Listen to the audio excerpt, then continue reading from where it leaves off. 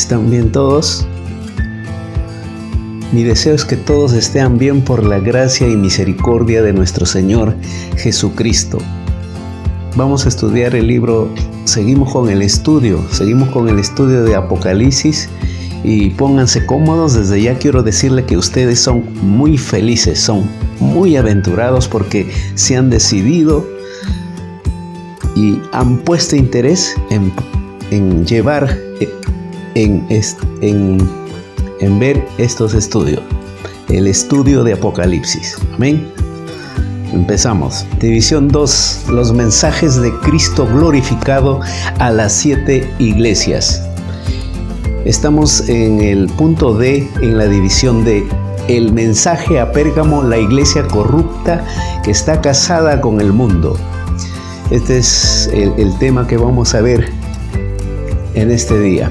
Apocalipsis capítulo 2, versículo del 12 al 17 dice: y escribe al ángel de la iglesia en Pérgamo, el que tiene la espada aguda de 2 filos, dice esto: yo conozco tus obras y dónde moras, donde está el trono de Satanás, pero retienes mi nombre y no has negado mi fe, ni aun en los días en que Antipas, mi testigo fiel, fue muerto entre vosotros, donde mora Satanás. Pero tengo unas pocas cosas contra ti, que tienes ahí a los que retienen la doctrina de Balaán, que enseñaba a Balac a poner tropiezo ante los hijos de Israel, a comer de las cosas sacrificadas a los ídolos y a cometer fornicación. Y también tienes a los que retienen la doctrina de los Nicolaitas, la que yo aborrezco. Por tanto, arrepiéntete pues, si no vendré a ti pronto y pelearé contra ellos con la espada de mi boca. El que tiene oído, oiga lo que el Espíritu dice a las iglesias. Al que venciere, daré a comer del maná escondido y le daré una piedrecita blanca, y en la piedrecita escrito un nombre nuevo, el cual ninguno conoce sino aquel que lo recibe. A manera de introducción, la mundanalidad corrompe a una iglesia. Hay 4 cosas que hacen que una iglesia se vuelva mundana. Primeramente, la iglesia y sus miembros comienzan a participar de funciones mundanas. En segundo lugar, la iglesia y sus miembros permiten que se lleven a cabo actividades mundanas en la iglesia y en el hogar de sus miembros. En tercer lugar, la iglesia comienza a bautizar y aceptar a personas como miembros que no se han arrepentido verdaderamente y se han vuelto del mundo a Cristo. La iglesia y sus miembros permiten enseñanzas y predicación falsa. Nada corrompe con mayor rapidez una iglesia que la mundanalidad. Pérgamo es la imagen de la iglesia corrupta que está casada con el mundo. Vamos a ver 7 puntos aquí. Primeramente, los destinatarios. En segundo lugar, el que habla. Ustedes saben que es Jesús. En tercer lugar, la recomendación. En cuarto lugar, la queja, doctrina falsa y mundanalidad. Quinto, el consejo, arrepentirse. Sexto, la advertencia, Dios vendrá y luchará. Séptimo, la promesa a los vencedores, la promesa a los vencedores. Entonces vamos a empezar con el primer punto, el destinatario, los destinatarios. Apocalipsis capítulo 2, versículo 12, dice: escribe al ángel de la iglesia en Pérgamo, el que tiene la espada aguda de 2 filos, dice esto. Esta carta está dirigida al ministro de la iglesia. Si una iglesia se vuelve mundana, el ministro es responsable.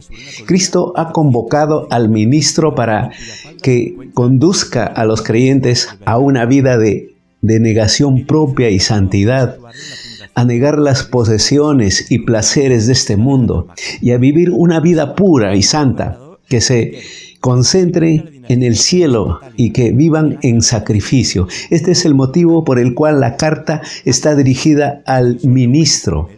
Es tarea del ministro o del pastor proclamar la verdad de la santificación y separación de una iglesia mundana. Pasamos rápidamente al segundo punto. El que habla, ¿quién es? ¿Quién es? Jesús. En Apocalipsis 2:12 dice: y escribe al ángel de la iglesia en Pérgamo, el que tiene la espada aguda de 2 filos, dice esto. Es Jesús.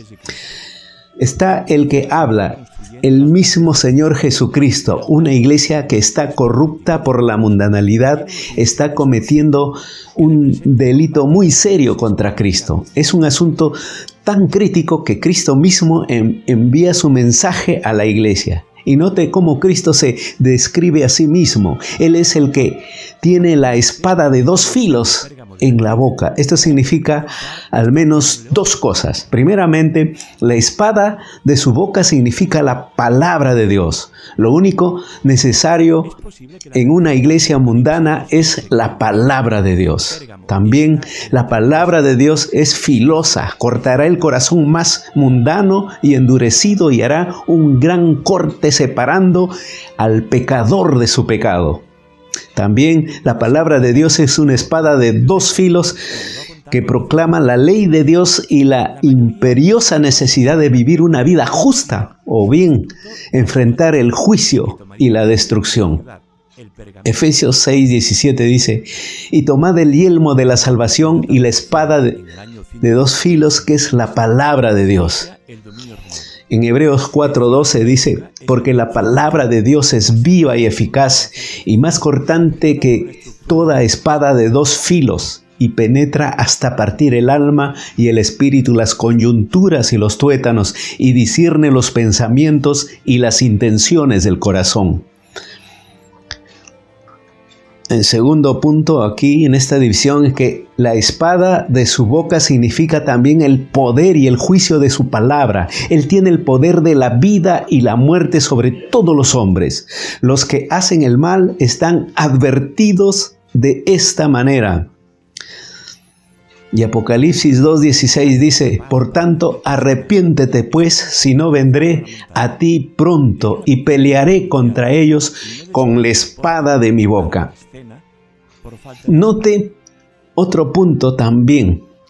Esta es una gran promesa a los creyentes. Si la palabra de Cristo es tan poderosa, entonces Cristo puede cuidarnos sin importar lo que enfrentamos. Su poder, la espada de su palabra, es capaz de fortalecer, liberar y salvarnos, y así ha llegado nuestro momento de dejar este mundo. Su palabra es capaz de transferirnos directamente ante la presencia de Dios para vivir perfeccionados por los siglos de los siglos, perfectos por los siglos de los siglos. En 2 Corintios 1:10 dice: el cual nos libró y nos libra, y en quien esperamos que aún nos librará de tan grande muerte. Segunda de Timoteo 4:8 también dice: por lo demás, me está guardada la corona de justicia, la cual me dará el Señor, juez justo, en aquel día. Y no solo a mí, sino también a todos los que aman su venida. Tú amas su venida, tienes tu corona. Pasamos al tercer punto, la recomendación. ¿Cuál es la recomendación? Apocalipsis 2:13 dice: yo conozco tus obras y dónde moras, donde está el trono de Satanás, pero retienes mi nombre y no has negado mi fe, ni aun en los días en que Antipas, mi testigo fiel, fue muerto entre vosotros, donde mora Satanás. Es la palabra del Señor. Se le recomiendan 3 cosas a la iglesia. Primeramente, la iglesia era leal al nombre de Cristo, y a pesar del entorno, la iglesia había estado establecida en un pozo negro de mundanalidad, una ciudad de personas que estaban consumidas con los placeres, las posesiones y las comodidades del mundo. Note, Cristo se refiere a la ciudad como el lugar donde mora Satanás. Sin embargo, los creyentes se rehusaban a negar a Cristo. Una vez al año podían hacer fácilmente su confesión pública de que César es el Señor.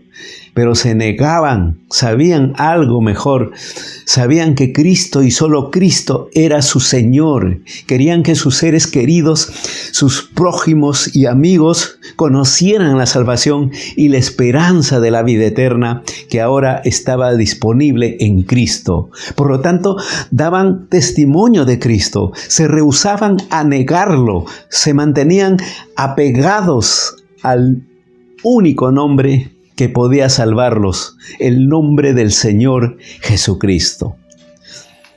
En Romanos capítulo 10, versículo del 9 al 10 dice que si confesares con tu boca que Jesús es el Señor y creyeres en tu corazón que Dios levantó de los muertos, serás salvo. Porque con el corazón se cree para justicia, pero con la boca se confiesa para salvación. En primera de Juan capítulo 4, versículo 15 dice, todo aquel que confiese que Jesús es el Hijo de Dios, Dios permanece en él y él en Dios.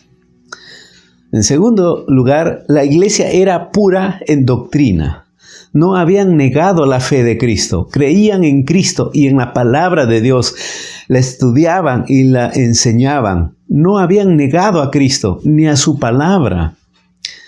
En 2 Timoteo 4, del 1 al 2 dice, te encarezco delante de Dios y del Señor Jesucristo, que juzgará a los vivos y a los muertos en su manifestación y en su reino. Que prediques la palabra, que instes a tiempo y fuera de tiempo, redarguye, reprende, exhorta con toda paciencia y doctrina. Tito capítulo 2 versículo 1 dice, pero tú habla lo que está de acuerdo con la sana doctrina. El tercer punto aquí, la iglesia era perseguida y lo soportaba. Por lo menos un creyente fue martirizado. Antipas, nada se sabe sobre este querido creyente que esté registrado aquí. La tradición dice que fue colocado en un toro de bronce y que fue lentamente tostado hasta morir. Note aquí, la palabra mártir, martus, es la palabra griega común para testigo. Cristo dio a este hombre su propio título, mi fiel. Fue fiel hasta la muerte. Aquí hay un pensamiento. Este es un trato agudo para nosotros hoy en día. Solo piense en las palabras mártir y testigo significan lo mismo. Los primeros creyentes sabían exactamente qué significaba ser un seguidor de Cristo. Significaba el compromiso de todo lo que eran y tenían. Significaba la posibilidad de la muerte, como dice William Barclay. En la iglesia primitiva, ser un mártir y ser un testigo eran la misma cosa.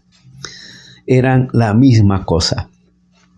Juan capítulo 16, versículo 2 dice, os expulsarán de las sinagogas y aún viene la hora cuando cualquiera que os mate pensará que rinde servicio a Dios. Amén. Pasamos al cuarto punto, la queja, doctrina falsa y mundana. La iglesia era culpable de falsa doctrina y de gran mundanalidad. Note dos acusaciones en contra de la iglesia mundana. Primeramente, la iglesia mundana es culpable de la doctrina de Balaam. ¿Qué significa esto? Significa que la corrupción y la mundanalidad están dentro de la misma iglesia. Significa una mezcla de religión con mundanalidad. Balac, el rey moabita, que era vecino de Israel, le temía. 3 veces Balaam maldijo a Israel, pero sin resultados. Luego concibió un plan insidioso.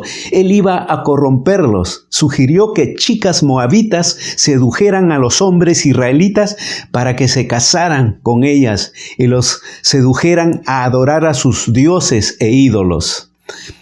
El esquema funcionó e Israel si bien arraigado a Dios, se mezcló con la mundanalidad y por lo tanto se corrompió. Al parecer lo que había sucedido en la iglesia de Pérgamo era esto. La iglesia había bautizado a algunas personas que nunca se habían arrepentido y abandonado las demandas del Señor. Había también permitido que algunos mundanos enseñaran en la iglesia. Había permitido una feligresía mezclada de creyentes y no creyentes. Algunos vivían vidas separadas de santidad y compromiso de sacrificio por la causa de Cristo. Y otros vivían vidas mundanas, buscando los placeres y las posesiones de este mundo. El resultado fue trágico. Estaban los que fornicaban dentro de la iglesia. Estos se cometían todo tipo de pecados sexuales y estaban los que participaban también en las fiestas de borrachera del mundo, incluso hasta el punto de participar en las fiestas de adoración a la idolatría. En 1 Corintios 5:11 dice: más bien os escribí que no os juntéis con ninguno que llamándose hermano fuere fornicario o avaro o idólatra o maldiciente o borracho o ladrón, con el tal ni aun comáis. Hechos 3:19 también dice: así que arrepentíos y convertíos para que sean borrados vuestros pecados, para que vengan de la presencia del Señor tiempos de refrigerio. Segundo punto aquí es que la iglesia mundana es culpable de la falsa confesión de los nicolaitas. Apocalipsis 2:6 dice que Cristo anuló la ley, solo el espíritu hay que cuidar y el cuerpo puede pecar. 5. El consejo a arrepentirse. El quinto punto, el consejo es arrepentirse. Apocalipsis 2:16 dice: por tanto arrepiéntete pues, si no, vendré a ti pronto y pelearé contra ellos con la espada de mi boca. Es la palabra del Señor. La iglesia y sus creyentes necesitaban arrepentirse y cambiar sus modos. ¿Qué significa? La iglesia y los creyentes verdaderos, ¿saben? Necesitaban tratar con los que eran mundanos y conducirlos al arrepentimiento. También necesitaban cambiar su práctica de aceptar a la gente en la iglesia solo porque hablaban de Cristo.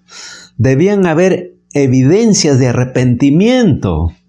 También necesitaban disciplina a los que rehusaban arrepentirse y elegían continuar con su vida mundana. También necesitaban dejar de transmitir una sensación de falsa esperanza y de falsa seguridad a los incrédulos, bautizándolos sin verdadero arrepentimiento. En Mateo 3:2 dice: y diciendo, arrepentíos, porque el reino de los cielos se ha acercado.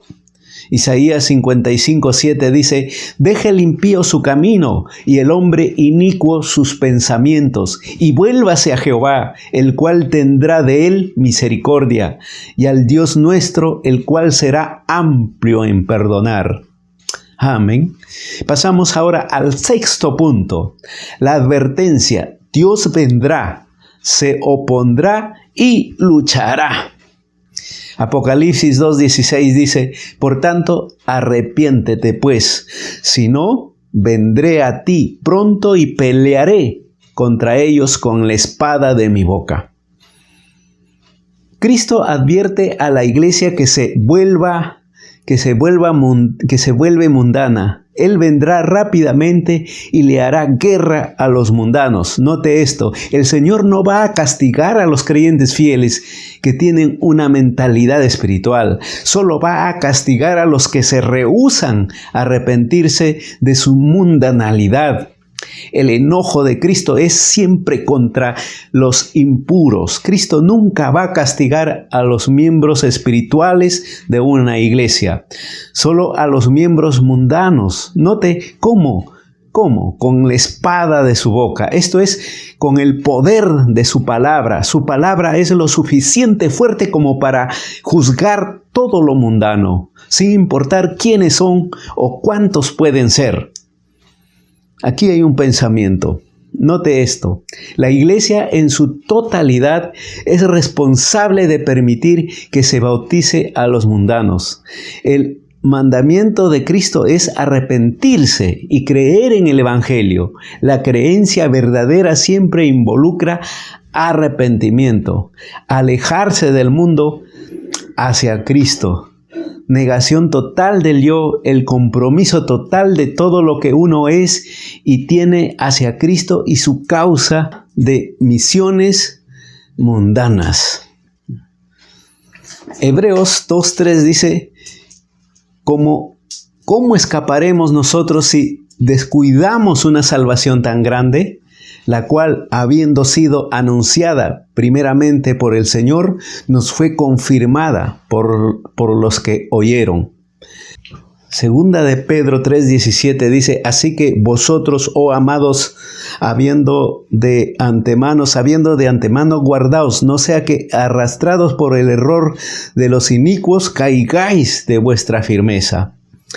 Amén. Y finalmente llegamos al punto 7, la promesa a los vencedores. La promesa a los vencedores. Apocalipsis 2:17. El que tiene oído, oiga lo que el Espíritu dice a las iglesias. Al que venciere daré a comer del maná escondido y le daré una piedrecita blanca y en la piedrecita escrito un nombre nuevo, el cual ninguno conoce sino aquel que lo recibe. La promesa es doble. La promesa es doble. Primeramente, al vencedor se le da el derecho de comer el maná o el pan del cielo. Esta es una referencia al maná que se utilizó para alimentar a los hijos de Israel durante su estadía en el desierto. Dios realmente hizo que el maná o el pan lloviera del cielo sobre ellos en Éxodo 16:4. El punto a tener en cuenta es que el maná fue dado por Dios para alimentarlos y mantenerlos vivos durante su deambular por el desierto. Ahora bien, ¿qué significa el maná escondido? ¿Qué es el pan del cielo? Significa Cristo mismo. Al vencedor se le da el derecho de alimentarse de Cristo. Esto es exactamente lo que dijo Cristo mismo. En Juan 6:35 dice, Jesús les dijo, yo soy el pan de vida, el que a mí viene nunca tendrá hambre, y el que en mí cree no tendrá sed jamás. En Juan 6:58 también dice, este es el pan que descendió del cielo, no como vuestros padres comieron el maná y murieron. El que come de este pan vivirá eternamente. El pan o maná de Dios no es pan físico ni material. Dios en realidad promete proveer las necesidades físicas de sus seguidores. Pero el pan físico y material no es de lo que está hablando Cristo en este pasaje. El pan material y físico dura solo un corto lapso. Una vez consumido, se termina, su satisfacción pasa y el hambre feroz del hombre vuelve a aparecer. Pero el pan de Dios es el pan espiritual, es decir, alimento espiritual para el alma. Es el pan que el hombre realmente necesita más que ninguna otra cosa en la tierra. Es el único pan que puede alimentar y satisfacer permanentemente la necesidad del hombre, del apetito feroz, vacío, desasosiego, soledad, carencia, falta de propósito, significado y sentido. En Juan, el Evangelio de San Juan 6:55 dice, este es el pan que descendió del cielo, para que el que de él come no muera. Yo soy el pan vivo que descendió del cielo. Si alguno comiere de este pan, vivirá para siempre. Y el pan que yo daré es mi carne, la cual yo daré por la vida del mundo. El pan celestial, Cristo mismo, da vida al hombre. El propósito mismo del pan es el dar vida. El pan da vida. ¿Saben? Da vida al nutrir y sostener, al satisfacer, energizar, crear deseo, la necesidad, además de ser comido en forma periódica. Y note que Jesucristo mismo da vida al vencedor haciendo lo mismo. Jesucristo nutre y sostiene, satisface, energiza, crea deseo, la necesidad de más, alimenta en forma periódica. El punto se ve claramente.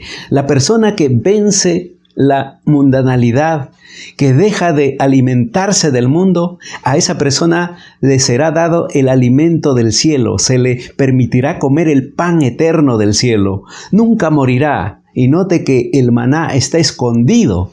Esto simplemente significa que Cristo está escondido a las personas mundanas de la tierra.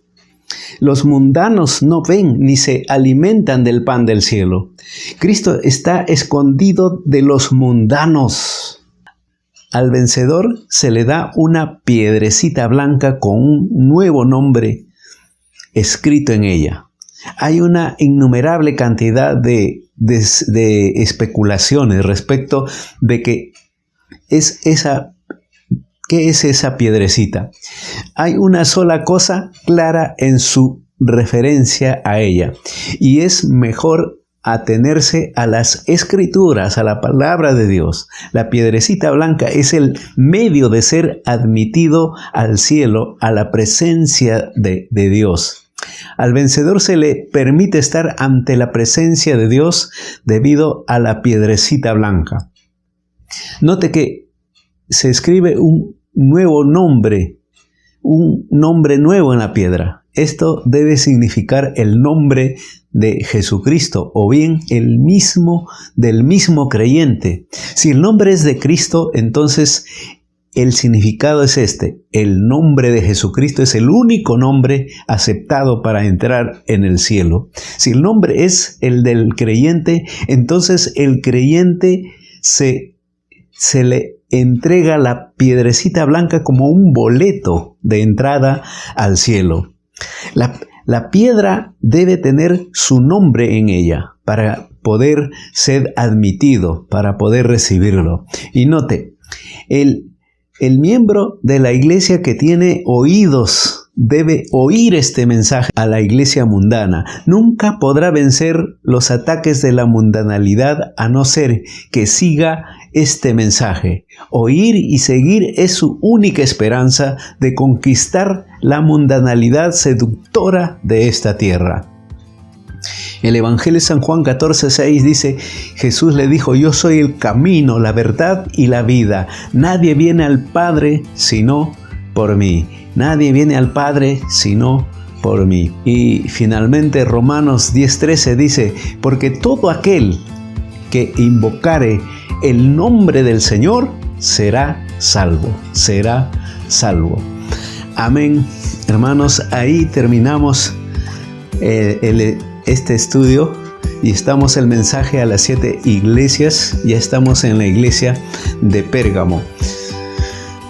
Les animo para que ustedes puedan